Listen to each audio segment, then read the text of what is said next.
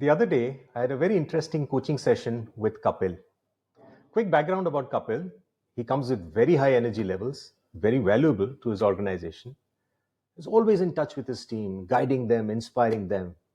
The flip side of that is that he has no time to do other things. He has no time to think. So when in our coaching session, he said, "You know what, Suman, I started to reflect." Uh, I said, "Really? How did you do that?" And that's when he told me this very interesting story. He said, when I'm going to bed, when I'm having the last smoke of the day, I use it to reflect of how the day went by. What worked well, what could have worked better. And then he said, in the first thing I do in the morning with my first smoke is I look at the larger picture. What am I supposed to achieve today? How am I going to go about it? What will the next few days look like? So when he told me this story, initially I didn't know how to react because I didn't want to sound encouraging to his smoking habit. But when I look past that, I realized he was telling me something quite powerful. He was telling me that he had built a habit.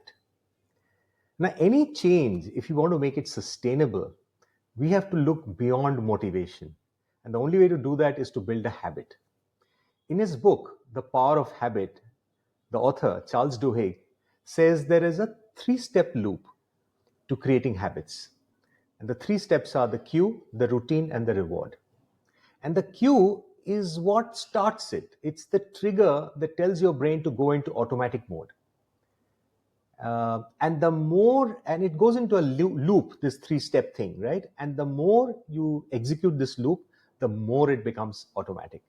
And for Kapil, his smoke was the cue. But ultimately, he was very successful in building a habit. So the question I want to leave you with is, what habits are you trying to build?